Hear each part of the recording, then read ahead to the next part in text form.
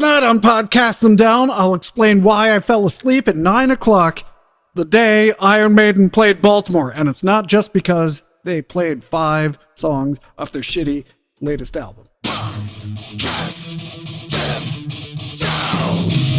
Hail Metal Nation, it is I, Tim. There are some who call me Tim. That's Mike. That's Mark. This is Podcast Them Down. And today they are reviewing the Iron Maiden concert in Baltimore. In Baltimore, hun. Oh, yeah. Every time I say Baltimore, I have to hit this now. Damn you, Baltimore! You crab-infested Edgar Allan Poe munchers! So, when was that even? That was like last week, right? Yeah, something like that. It was last Tuesday. Oh, but this isn't airing then either. So, that not looks airing to be, immediately after. That was November 12th. No. When Iron Maiden played Baltimore, 2024. Yes? No. Just it's last Tuesday. Oh, last Tuesday. And that will just, I don't know, we could just pick any Tuesday that they play. Last Tuesday, Iron Maiden played in Baltimore. I meant to pull up the set list like you were doing. Yeah, I got the set list. Yeah. So I can glean some information. So they played at. Oh, you want information? What are they calling the arena in Baltimore these days? Because it has been First Mariner Arena. It has been Royal Farms Arena. It was something else for a while. It was Baltimore Civic Center. What is it now? CFG Bank Arena. Oh, just some other bank. Okay. Yeah. Yep. And it's part of the Future Past tour. With the opener being The Who. But not that one. Yeah. Yeah, My Generation. It's actually The Whom. The Whom. Yeah. I have been interested in seeing The Who. That's an HU. Yeah, HU. They're from Mongolia. I would say they have more of a metal vibe than a metal sound. They don't describe themselves as metal. Yeah, it's got an aggression to it though, right? Like especially in the vocals. They call themselves like who knew rock, like that. Their folk style of music, of like course. and it's definitely like more metal. But it's like heavy Mongolian folk, right? Yes, Yeah. yes, that's a good way to put And it. it's very heavy. Yeah. Do they do Very the different. throat singing thing? Yeah, Oh yeah. Yeah. Okay. Oh yeah. They did that at Wacken in 2006. They had some Mongolian throat singing band, and we went to check them out, and I was just like, this isn't metal at all, but this is so metal. So, Yeah. yeah. I mean, so the sound for this band was like spectacular, in my opinion. Interesting. Some of it was washed out, but the vocals themselves. I asked you afterwards, like, where's their backing tracks? Because they sounded so cinematic to me. Now, that's just a pure feel thing. I know that after we were talking about it, yeah, a lot of the violins were washed out. So maybe I'm wrong. Maybe I shouldn't say spectacular. It was effective. Effective is maybe the better word. I thought the Who's sound was very good, but it was very dark, and it was being hurt by the fact that they were getting about half the PA volume that Iron Maiden got, right? The sound, Yeah. the concert started much quieter. yeah, I And think that's gradually ramped up. That's pretty I think standard that's for like standard stadium practice. shows. Yeah. So you two were in different parts of the arena, right? Yes. So maybe that's Well, this. but So the arena was is center pit. the arena is an old concrete building from like the 30s or something. Like Sure. the acoustics in there can't be great. And the last time I was there, because I saw Rammstein there a bunch of years ago, and I saw Ozzy and Halford there, and like the sound wasn't great, but I was also in the back of the arena in the nosebleeds, but it doesn't go high enough to give you a nosebleed. Yeah, so part of the reason that it was quieter for The Who might have been because it was, the floor was nowhere near full, right? So if you cranked it, you'd probably get a bunch of reflections in the back. But it was definitely like, they're a very bassy band, and it was quiet. So you had this like drone of all of the throat singing and the horsehead fiddles and the low guitars and the big war drums and the drums. So it was like this huge cinematic conglomerate. But if you were looking at one person, you couldn't tell what they were responsible for. Yeah, I agree with that. It sounded very epic. Yeah, but there wasn't a lot of room for wankery. Yeah, and the two guys playing the horsehead fiddles, you know, the cello-esque two-stringed hybrid. I don't know if they had a sound guy that was like riding their faders up and down, but like they'd cut through on some of the solo stuff really well, and then they'd like disappear again. And it could have just been them, the way they were playing, or the mix or whatever. But you know, it always bugs me when I'm trying to figure out what, especially those instruments are playing, and it's just they're inaudible. Now, I don't know a single song by The Who. I've heard one before, I'm sure.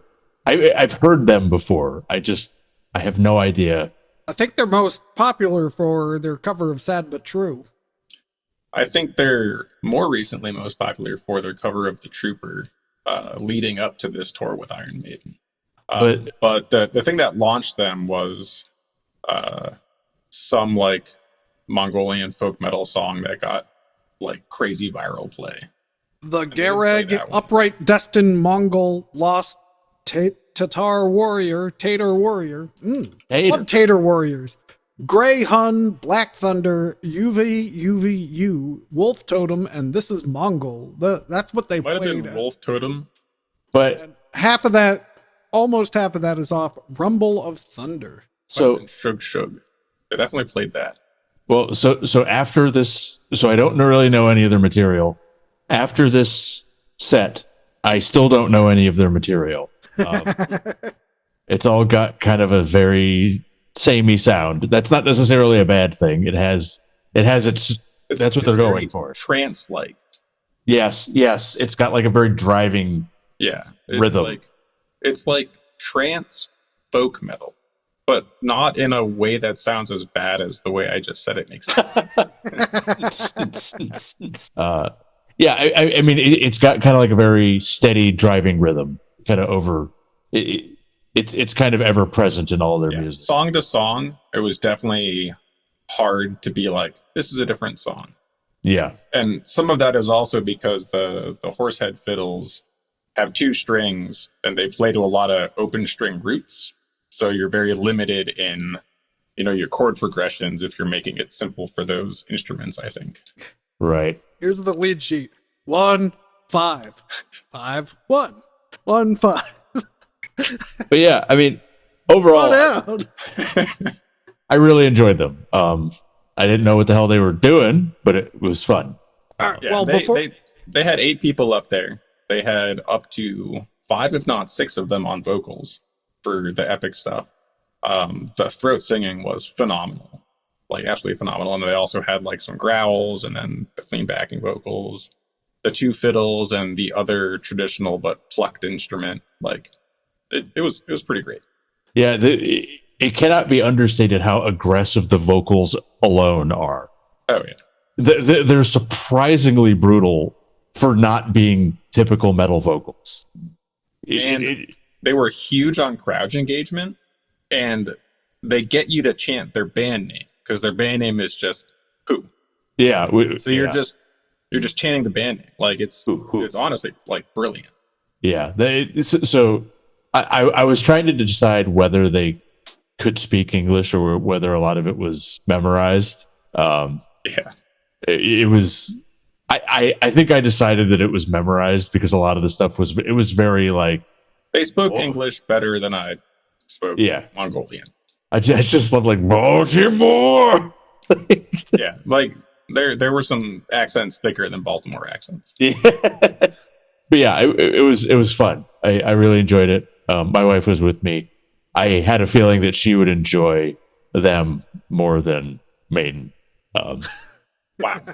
Well, but I mean, the thing is, though, is like from a spectacle perspective, it's like you haven't really seen anything like The Who before. You know, it's a bunch of instruments that you've never seen. They literally copied ISENMOR.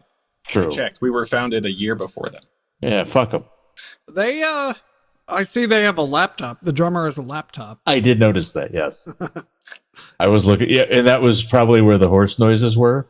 I was, Yeah, no live horses. yeah, it was really disappointing. That's some bullshit. I was really hoping to just see horses trample the crowd with mics hooked up to them. Hey, Baltimore has a rich horse tradition. What with Pimlico? You ever notice everything in Baltimore works great in a Baltimore accent? I mean because that arena is just blocks from the Bromo Seltzer Tower. Anyway, before we get to Maiden, speaking of downtown Baltimore, for some reason I've been focusing on the ease and cost of parking. How did you get to the arena? Did you? I found street parking. How horse far was Parking. it? Yeah, How far? 3 blocks. Oh, that's not bad at all. I paid $1. Good Lord. What did you do? Because this is also like right by the Camden Yards where damn Orioles play. So like whenever there's event parking, it's like, hey, $50, which is as much as 2 seats at Camden Yards cost sometimes. It used to be as much as 4 seats at Camden Yards cost. Yeah, Then really? Those got good. So I went with my cousin and my wife, different people. And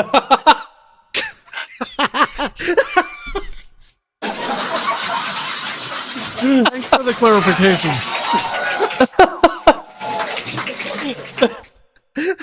So event parking.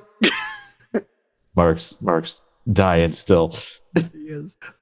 the delayed reaction really got me. We had to process it. So he, my cousin, did parking spot, and we got the event parking garage for $30 less than the event parking rate. $30 less. Yeah, so it was like $20 instead of the 45 or whatever the Oh my god. pay-in event was. So that worked out. So full disclosure, I got a thing about parking in Baltimore. I'm like offended by parking garages and paying for parking just as a general concept because I don't want to park. I don't want to pay for something I don't want to do. I just want to be in Baltimore instantly. So the idea of paying more than I need to for parking is offensive. It wounds me deeply. Sounds like we should have a podcast them down episode about the different transit lines that have been planned from Columbia into Baltimore and what happened to them. Yeah. But as a result, when it comes to these things, I have a bit of a different calculus. And one of the things is like ease of getting away. Because if you park in the parking garage, which is fine, getting out is going to be a massive pain in the ass. We were on the top or the second to the top floor, so it was minimal. But I've experienced what you talk about. Yeah. So leaving, we were gone in like 5 minutes, like 5-10 minutes or so. I haven't tried this for the arena, but usually when I go into Baltimore, I try to take the light rail. Yeah. And this doesn't concert really got out early enough, I think, that might have worked. yeah, but sometimes the light rail is its own adventure. And I haven't done this for a Baltimore soundstage yet, but you can take the subway from Owings Mills. But then you're driving to Owings Mills. It doesn't. Yeah, it actually loses you time, really. So Mike, though, if you don't want to park your car, couldn't you just tell it to drive around in a loop until you get out of the concert? Yeah, that's fair. Yeah, I mean, Might get confused by the one-way streets, though. it might. I'm pretty sure that Teslas don't get confused by anything. Might end up as an international incident. Did you buy beer or food? I'm wondering if it's still worse than the beer and food at the Soundstage. No, because I like their stuff. Is it worse than what they have at the Capitals Arena, which seems to be doing a concerted effort to give you the least quality at the highest prices? So I bought beer, but not food. and the beer prices were expensive, but better than I expected. It was like $18, but that was for like a 20-ounce, like 9% beer. So a little bit better than like the craft beer, or no, it was 15 and 17 for the domestic beer and for the craft beer, unless you were getting like the 24-ounce. All right, how many drunk people did you see? I saw drunk people there before the show, so I was actually on the hunt for trooper beer because I was hoping that they had brought some, but for this tour they didn't. But one of the guys was like, "Oh, they might have it like in the VIP area, so you could go like ask the people at the door if you could do that." So I just walked into the VIP area because there were no people at the door. Looked at the bar in there, and that bar also did not have trooper. So the people who are still drunk at the end of the show, I'm like, how much did you spend? I never well, so like, expensive to maintain, you know. Yeah, but you know, a lot of these Maiden has fans, man. Some of these people probably spent like $600 at that show. Oh my god! A guy that I better come with a hand job from Steve Harris. I mean, fuck. A guy came up to me in the pit because I was wearing my patch jacket. Yeah, how good was his hand job? Wait, it's how he warms up before the show. So you get your fingers limber. Yeah. Can't so play tonight. I kind of nerd baited him because I only have patches from bands that we've played with or like other tiny bands that I've gone to see on the jacket. And he comes up and he's like, I thought I knew like every like tiny black metal band there was. I don't know a single patch on your jacket. Nice. That was like perfect. That working as out-metaled him like just by existing. Yeah, but he was like, oh yeah, like I was at this other show earlier on the tour and I'm gonna go to Philly like for the Philly show, and I'm just like, man, that's a lot of Maiden. Like I'll see Maiden because they came to Baltimore and that's awesome, but like, I mean, tickets are not cheap. Yeah, and I did the math. That is the same chorus for the same song 6,000 times. Just those two shows. Like you never have to wonder what song they're playing. Right.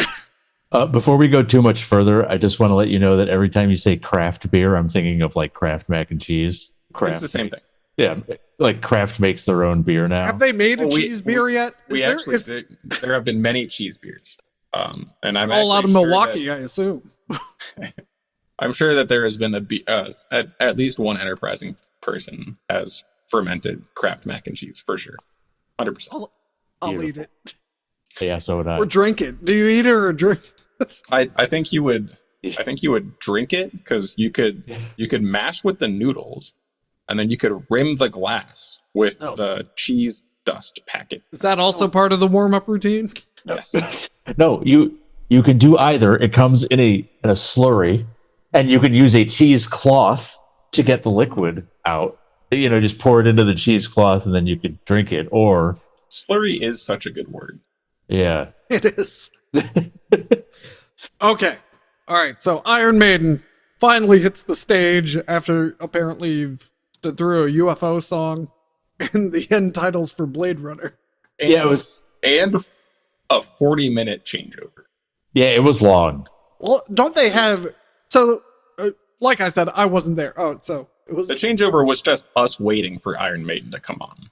Yeah, so they had everything. They pulled the Who's stuff off in like 10 minutes. I've seen them in the past, and they have quite a big production. Yes. Oh yeah. But I mean, I assume they brought that this time as well. Yes. It was all pre-staged though. I mean, they were doing a few things like making sure that nothing got knocked out. But How much time did they rob from the Who then? None. It was the Who was 7:30 to 8:15. And then you waited 45 minutes. Was 8:55, I believe, till right before 11. So before we go too much further, I have to confess something. I really don't know Maiden. Well, based on the set I'm looking at here, there wasn't too much to know. I mean, they did not hit their biggest tracks. Yeah, I mean, the obviously I know the Trooper. Well, let's break down what they played. So they did 5 songs off Senjutsu, which is the newest album, which I absolutely hate. But this is par for the course for them. They always do about a third of their set is whatever their latest release is. That's just what happens. But yeah, anyone, if you want me to complain about that album for over an hour, there's an episode for that I might find and link in the description. Did you complain about it for exactly the album length? Yeah, I think I think our retrospective of the Iron Maiden discography is longer than the discography itself. So, before we get too much into the songs, so talking about the stage production, so it's a very big flat area, but there's no amps on stage. Was there?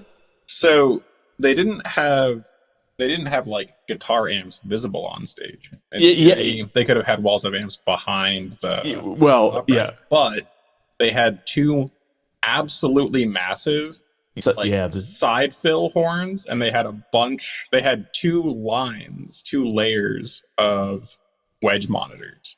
That's right. But do they have the one roadie whose job it was to make sure there's no slack in the guitar cable?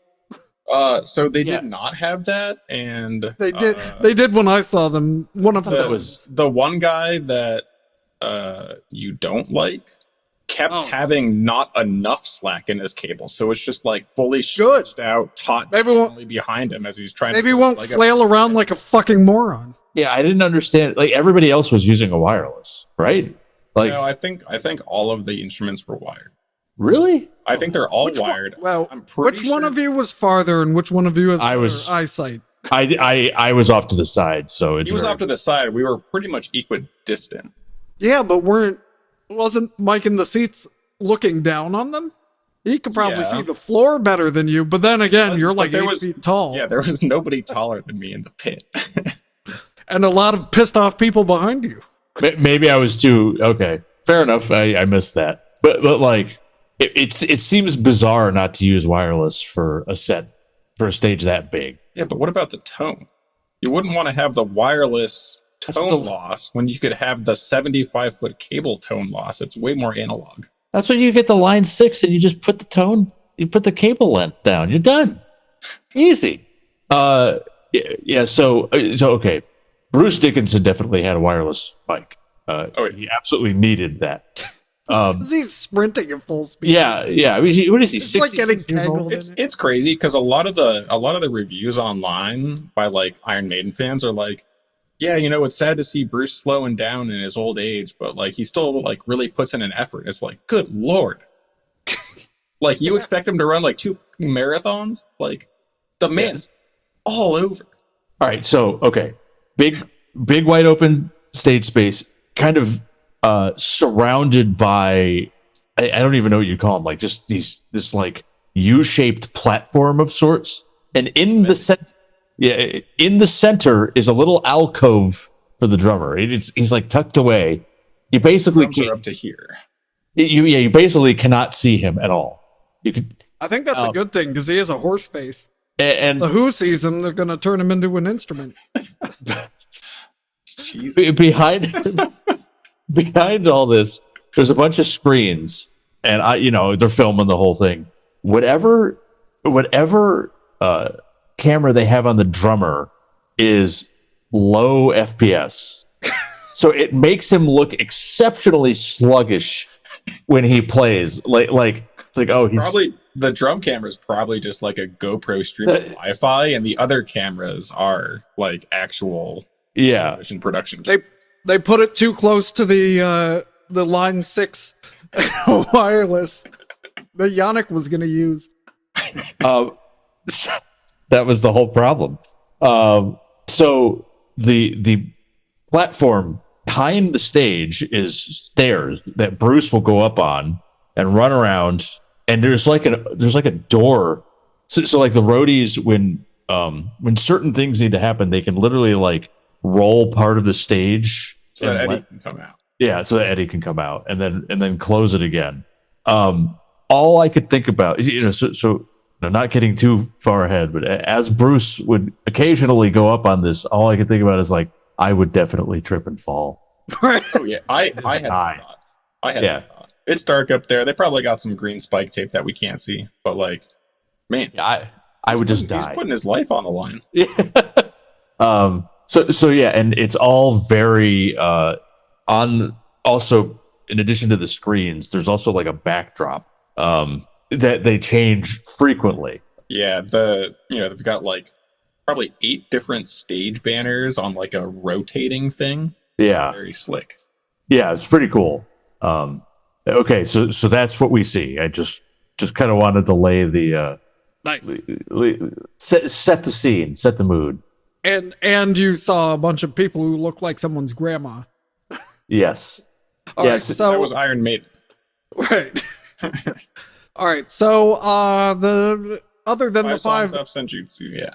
Yep. So then I guess it's a an anniversary for Somewhere in Time. So they did 5 songs off Somewhere in Time, including Wasted Years. So I love Wasted Years. And apparently my cousin did not get to Somewhere in Time in his Iron Maiden listening fandom. So he was unfamiliar with 10 of the songs going into the show that they ended. Oh no. Which I thought was funny because like Somewhere in Time is a banger out. Somewhere in Time, well, if you want to hear my full opinion. Oh yeah, Somewhere in Time. I knew every song. I knew every song off that album. I hate it's very obvious to new listeners even that I hate it when the chorus is 16 times of the title. So Heaven Can Wait is one of those songs. Iron Maiden. Right. Yeah. So Somewhere in Time, the album art is the one, I think on the back it says Hammerjacks on it, which is a Baltimore venue, legendary Baltimore venue. So they should have played that up as much as possible, but I bet they didn't even know. I bet they've long forgotten about Hammerjacks. We didn't even get a specific tour shirt. Like New York and Texas got a specific shirt for that show of the tour, and Baltimore didn't even get a shirt. That's a bullshit. Unacceptable. We have Edgar Allan Poe, damn it, and they did Murders in the Rue Morgue. This is bullshit. They owe their existence to Baltimore. You're welcome, Iron Maiden. Send that check to podcast them down. Anyway, we'll distribute it throughout Baltimore. So they did one song each of Iron Maiden, Fear of the Dark, Peace of Mind, Seventh Son, and Number of the Beast. Now, I'm sure you're wondering, what song? Obviously, they played that song off Number of the Beast. No, they didn't. They chose The Prisoner, which is puzzling. It's a good song. It's just like just above the fold, of the good songs on that album. Just weird choices, in my opinion.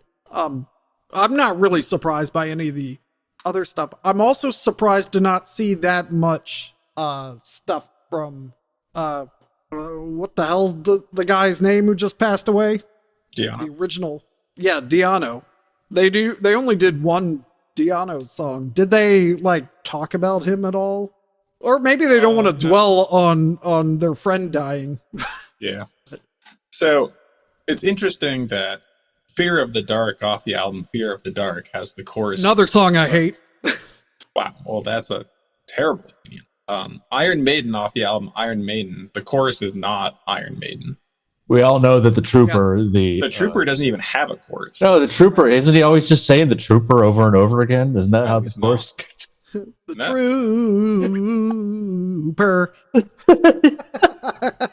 Yeah. That's the chorus. Was an interesting cut. Can I Play with Madness is a pretty good sing along song. So I thought that was a good one. That was fun. Oh yeah, that's the one that goes, "Can I Play with Madness?" And then no one knows the lines between them except for Bruce. Oh yeah, but that's perfect for sing along, or crowd sing along.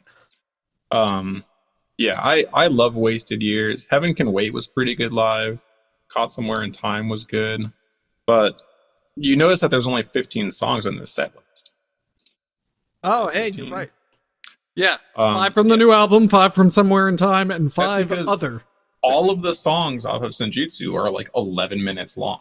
Yeah, and when there's only 4 minutes of song in each of them. Yeah, so there's like 6 minutes of song, right? And like what I listened to A Matter of Life and Death, The Final Frontier, and Senjutsu at work before going to the show. Because I don't look up set list in advance. So I was just like, I'll refresh myself on the later Maiden. And it's like Senjutsu, you kind of just keep like tuning out, and then you pay attention a little bit, and it's like, oh yeah, that's Iron Maiden. And then you tune out, and then you're like, well, this album's probably almost over, and you go look at YouTube Music, and you're on the second song. The last 3 songs are like 14 minutes each. Like, what? Come on, guys. I have the official Podcast Them Down rating in front of me. Senjutsu is 16th out of 17 Iron Maiden albums. That's how bad it is. What's the It worst? is only better than one Blaze album. So, Yeah. and the problem with the Blaze album, by the way, is that they just say the song title again and again and again and again. And the songs are aimless and don't justify their length. Yeah. It's they need a producer. So Judas Priest. Yeah, but Judas Priest got Andy Sneap in, and Andy Sneap whipped them into shape, and you haven't heard another Nostradamus. They need someone who will say, no, Steve Harris, this is a terrible idea to do the chorus again, to write this middle section that doesn't go anywhere again, So They just get the that's the producer- only way to fix Iron Maiden Yeah. songwriting now. Well, like, I don't know. They just get the Do what guys they who wanna okayed do. Lulu. That's Yeah, but then they're subjecting other people to an hour worth of it. I mean, okay, from the perspective of somebody who basically knows absolutely nothing about Maiden, it was clear when they were playing something older that Yes. the crowd was more engaged. I thought the Well, but songs, the songs were also higher energy. they're tighter. Concise. Yeah. All right, how about this? How about let's frame it this way. What you could trade one Senjutsu song for 3 or 4 old songs. I think that's fair. I think they can still play 4 of the new songs, promote their new album, sucker people into buying it. But then what 4 songs would you add to the set? First of all, I would I'd definitely add another song from Number of the Beast that's more better than The Prisoner. I'd add in something from Power Slave. I'd add another Paul Di'Anno song. And then I don't know what I'd do with the last. So I saw last Maiden extra. on their, 2011 or 2012 tour when they were doing a big Seventh Son push. So I got to see a lot of the like classic Maiden songs because that was kind of like a throwback tour. But I've now seen Maiden twice, and I still haven't heard Hallowed Be Thy Name live. Yeah, see, there which you is go. kind of a bummer. Like I've heard every other song that I want to hear, which is great. But I have not heard Hallowed Be Thy Name. Yeah, So I've heard Wasted Years twice. these songs are did taking get, up time for that. We did get a new song. Yeah, we got Alexander the Great, which I guess they hadn't played live before this tour. So that was cool. Yeah, That's not in the song yeah. breakdown. Performed by Iron Maiden only 74 times in total, 2023 and 2024. Yeah, so like we got a deep cut. So that's pretty neat. That is, I'm trying to. They did a song called Jailbreak. Oh, it's a Thin Lizzy cover. Never mind. So I'd like to talk a little bit about like just the pure entertainment value. As somebody just not that familiar with the discography. Obviously Bruce was amazing. He's sprinting around the stage, as you said earlier. It's throwing the mic stand up in the air, and I'm ready for him to get like Clobbered. yeah. The one that they had various like giant eddies. Clearly somebody was on like stilts, and they were dressed in an Eddie costume, and there was like a pyrotechnics battle. Now you're talking. Yeah, Bruce was on like a turret, was like exploding, and it looked Yeah, like it they was were like firing like bottle rockets or something at Eddie, and Eddie was firing bottle rockets back. It was yeah. Wait, is that either friend or their foe? I don't Yeah. understand. He's their mascot. This was like future cyborg Western Eddie, giant gun. Then once so that happened a few times. At one point, it was like Samurai Eddie that was threatening the one guitar. There was one guitarist that I didn't much care for. It gotta be Yannick. Gotta be Yannick. Was it? I don't know. It was the guy in the far right of the stage. He had long hair. He was depending entirely too much on his strap locks, and he kept that's Yannick. putting his goddamn leg up on this. It was like he was doing like yoga stretching in the middle of the show. Fucking drives me nuts. You're just jealous. He kept fucking with the goddamn side fills, and I didn't understand why it was supposed to be like I didn't know what he saw in the move that he thought was entertaining to the crowd. He's just trying to limber up. Well, but for what? but I'm not even talking about the leg thing. It's like he'd go and he'd like hug it and then like tilt it. You know, like when you're in school and you're like tilting back on your chair, and somebody's like, "You're gonna fall," and then eventually, at one point, you do. You feel like an idiot. Yeah. Or maybe that's just my experience. Got to be careful, or he's gonna quit burning himself. But I mean, like, you can ham it up in a way that like makes some sort of sense, and like, okay, spinning your guitar around, though I think it's idiotic. I get it, but like slightly nudging the side fill, like hugging the side fill and bringing it towards you. It's like, okay, what are you going for? He's just a little hard of hearing in his old age. He's played a lot of rock shows. It's the fucking weirdest. So speaking of the stage antics, though, so like Bruce does this thing where he's like, he walks back to his mic stand for the next verse, and he like taps the mic stand, so that it falls towards him, and he catches it. But like on at least 4 occasions, he like tried to tap the mic stand so it would reach the balance point and fall towards him, but it didn't quite reach the balance point. It just like went back, and he would just like huff at it and then start singing. And I thought it was hilarious because like I've seen the move like a billion times in like YouTube videos, and like he kept screwing it up for some reason. It was great.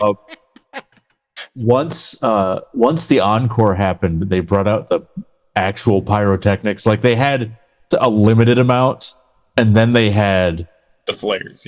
Like flame cannons. An actual like choreographed flame show. And I was wondering if they were playing to a click. That was? It was multiple songs. Okay. I think it was the final 3. Was it for Iron Maiden too? I don't think so. I mean, definitely for Hell on Earth. But it was neat. But the one of the, I don't know if you could see this from where you were. One of them just like caught fire and wouldn't go out. Yeah, I saw that. And I'm sitting there, I'm like, I don't think I need to be worried about this. It's still like in the pot, but like they got guys. Well, but a guy went over to try to blow it out and it wouldn't go out. He's just squatting down there, like puffing on it. He was like, he blew at it and it didn't go out. And well, I mean, that's not great because then he got like disinterested, just kind of walked away. So there's this little. I'm pay grade. I'm starting to worry about the fire. That seems to be so many exits. Not true. I mean, but still, it's just like there's fire. It's happening. It seems not to be controllable, and nobody seems to be interested. But then it went on again, and then it finally died out. So I don't know what the hell the problem was. So that was the thing. The Trooper was awesome. Let's see. It was a good show. I enjoyed it quite a bit. It was very entertaining. The sound was phenomenal. Yes. The sound for Maiden was like 10-10, no notes. Nice. That's good to hear. I assume they mixed out Yannick's guitar, so you didn't hear all the when it's flying around, right? Dude, he's okay. At the end of the show, he's just got it by the strap, and it's just like he must have spun it in a 360, like I don't know, 30 times, and it's just the strap. And all I could think of, I've never played in a venue with a high enough roof to throw an instrument as high as he was throwing his instrument. Yeah, he threw it like I don't know, 15 feet in the air. So, like, he just was very trusting of things that are not meant to withstand the level of stress that he was inflicting on. That's rock and roll, Mike. Come on. It's one thing if you want to beat up your guitar. It's another thing to like playing a guitar nominally in the direction They're of the from a crowd different era. and hope that the strap locks don't break and like knock one of your fans out. It just seems a bridge too far. Well, merch. I was going to close it out with merch, but you were going to say something. Well, I did like that they were all playing like guitars that they had clearly just been playing for Yeah. 5, 10, 15, 20, 30 years. Like, Well, I was talking to Mike about this offline. Dave Murray's guitar, though it looks like a Fender Stratocaster, is actually a Jackson. Yeah, I was weirded out. Jackson just made him a Stratocaster. yeah. It says Jackson on it. Yeah, I was like, oh, it's no? What? Yeah. Okay. All right. I mean, I was clearly thinking, okay, he's got a brand deal with Jackson, which is fine.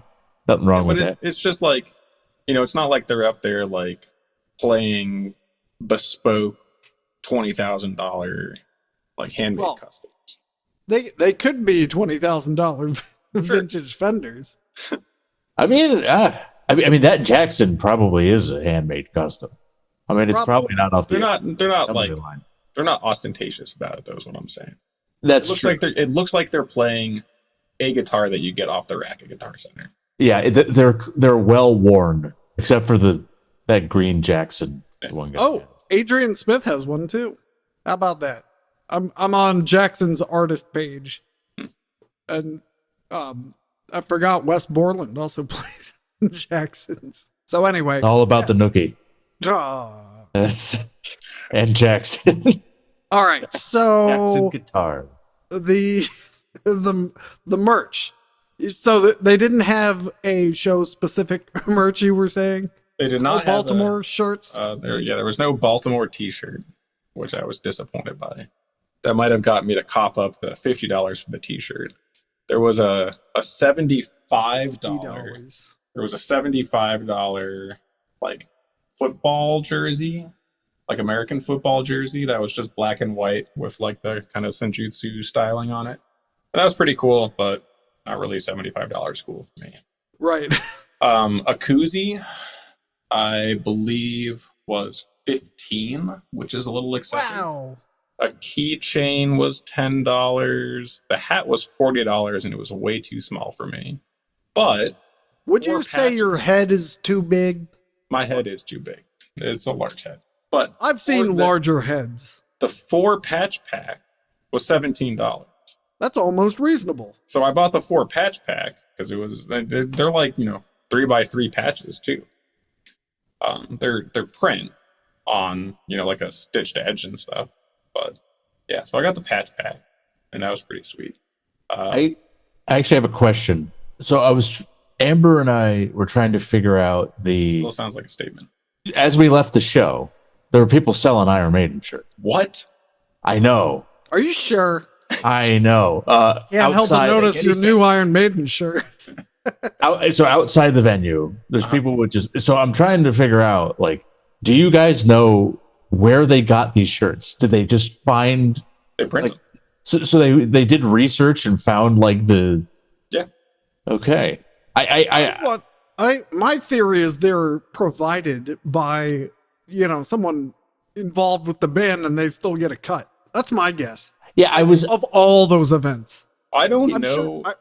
I'm sure there's people that go out and print stuff, but they're outside of caps games too, selling poorly embroidered caps, like hat. Sorry. Yeah, you get caps, outside of beanies, and stuff too. like that too. They sold the Metallica outside the Metallica concert. Like, I bet the band gets a cut of that, because I have a hard time believing someone pulls out the calendar and says, okay, we need to source proper art for this shirt. Oh, I think it's pretty easy to get the proper art online, or someone just goes to the first show and then says that one. Like, Oh, okay. Yeah, okay. I can see. Yeah, that makes sense. The screen print on this shirt, like you see kind of the modeling on the outline, it could have just been lifted from a different tie-dye shirt. I got you.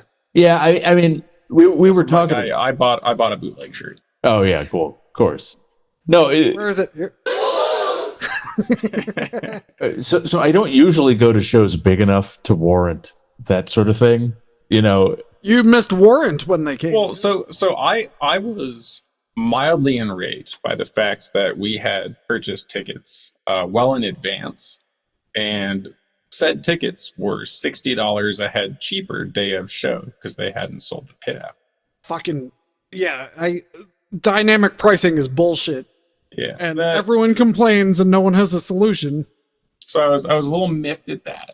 So I bought the bootleg shirt on the way out because the guy was like, "We got tie-dye shirts," and I was like, "Okie dokie." The print quality is very good. I've already washed it.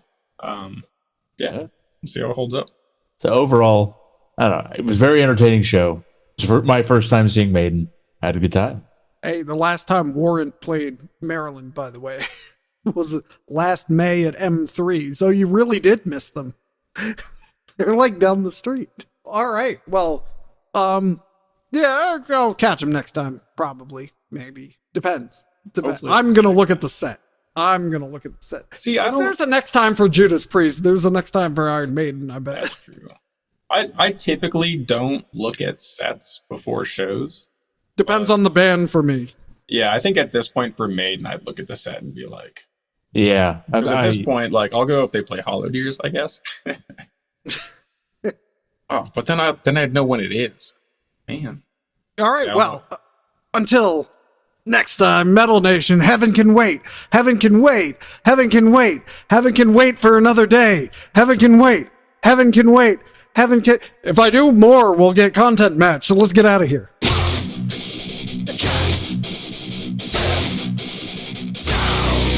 Sorry, pal. We're gonna have to do this later. But could you do me a favor? Could you have a great day? Could you do that for me? Thanks.